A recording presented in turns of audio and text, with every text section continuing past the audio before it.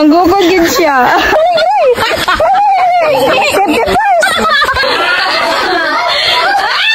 Abay mayaman sa gulay. Abay, hindi pwedeng mata ko lang mabusog. Dapat kayo rin. Dahil lagpas alas 12 na. Hindi na kami nahiyang lang ang pagkain hinanda sa amin ng ate namin. Abay, itong amo ko gusto magpapapak lang ng isda. Kaya kumain ng kanin. At maya-maya dumating na isa kong kapatid. Naamoy na kasi nila yung luto ng ate ko kaya binilisan na nila. Pagkatapos namin kumain, gumayak na kami papunta doon sa sapa. Kung saan doon sana kami maliligo. Kaya bigla naman ako napasigaw. Dahil lang Elijah ko, tumatakbo papunta sa unggoy na may bit-bit na buto. Nagkagulatan kaming dalawa. Dahil kakasabi na ng pamangkin ko na pag hindi niya kilala nangangagat daw. Kaya sinampulan nga niya ang Koreano kong bayaw. Tapos pa nga lang daw yun, nagulat na kaming lahat. Kaya napayapos ang Koreano kong bayaw sa asawa niya.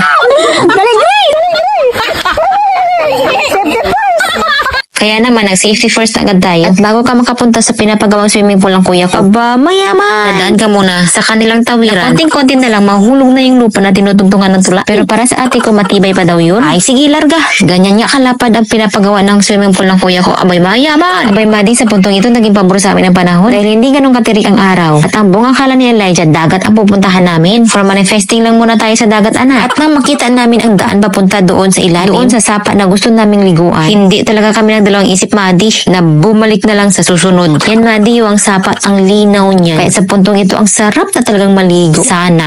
Okay lang sana kung walang kasamang mga bata. At dahil dyan, dinala na lang kami ng isang tour guide na bilang parte nitong area nila. Mayaman! Overlooking na lang daw kami. At sa aming paglalakad na ikwento ko, na sa sobrang init ang panahon, nagsisilabasan na yung mga ahas. At sakto nag-viral yung King Cobra video na nakatago sa pabulok na puno ng nyug. At talagang nangahabol pala talaga sila ng tao. At dahil natakot tayong sa hulihan, nagsitakbuhan na lang kami.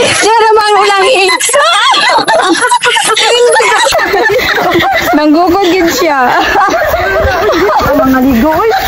Sa dulo ng aming takbuhan, bumungad sa amin ang garden area nila. Abay mayaman sa gulay. Ay, sobrang na-appreciate ko ang araw ngayon. At nasa likuran namin ang kuya at mga bayaw ko. Ang totoo talaga kasi niyan, kaya kami napunta dito. Nakikita niyo yung bakal na nakatirik. Hindi yung likod ng kapatid ko na malapad, ha? Yan ang ibig kong sabihin. Papa-install kasi ng solar panel ang may-ari ng farm. Ang installer nun ay ang kapatid ko rin. Kumbaga nag-ocular, nag-site visit, chuchu, ano bang tawag yan sa inyo? Bakit talaga ng mga amo ko ay gagala? Pwede pa nakalibre na ng gasolina, nakagala. Napaka-perfect talagang lumika ang Panginoon ko. Ang ganda, wala kang maipipinta. Bali dyan talaga dapat ang tagusan namin. Ang haba pa kasi talaga ng lalakbayin, Madi. Hindi rin kaya madaling ipunin ang taba sa katawan. Sayang naman kung mababawasan. At dahil bagtika ng mga ngaso ang bayaw ko dito, inunahan niya ng bumaba. Abay, napaka-basic para sa kanila. At maisa pa lang batang hindi na inform. Kami ay hindi na tuloy bumaba. Nagsisisigaw sa baba. Nautusan kasi siya ng nanay niya na bumili ng mineral. Kaya ayun, hindi na inform. Ang bunga akala niyo ay wala kaming pambato. Abay, dyan kayo nagkakamali. Wala kasi talaga siyang choice, kailangan niyang bumaba. Dahil related ito sa project na gagawin niya. Sa madaling salita, all boys team nakababa na. Hindi kasama mga bata. Kaya kaming mga girls pa-chill-chill lang dito. Hihintayin na lang namin sila kung kailan sila matatapos. Itong Elijah ko ay nag-i-imagine nakatawag niya yung tatay niya. May kanya-kanya rin silang ginagawa habang naghihintay. At ang waterboy namin ay nakaakyat na rin. Abay, kung makaakyat ay parang wala lang. Samantala yung mga tito nanginginig mga tuhod. At unti-unti na silang nagsiakyatan. Inunahan na ng Koreano kong bayaw. Puntong yan nanginginig na ata yung tuhod niya. Kamon di ka na maabot ng unggoy kanina. Ngayon naman nanginginig ang tuhod. Safe naman siyang nakaakyat. Ay, kaganda naman talaga ng tanawin din eh. Malayo sa pollution. Abay, hindi pwedeng mata ko lang mabusog. Dapat kayo rin. Ang nakikita niyong bubong, yan ang silbing bahay ng pamilya ng ate ko. Kasama na rin ang iba pang mga empleyado sa farm na to. Pagkadatingan namin sa bahay nila, ang Koreano kong bayan na nanginginig ang tuhod kanina, pilit makabawi sa unggoy.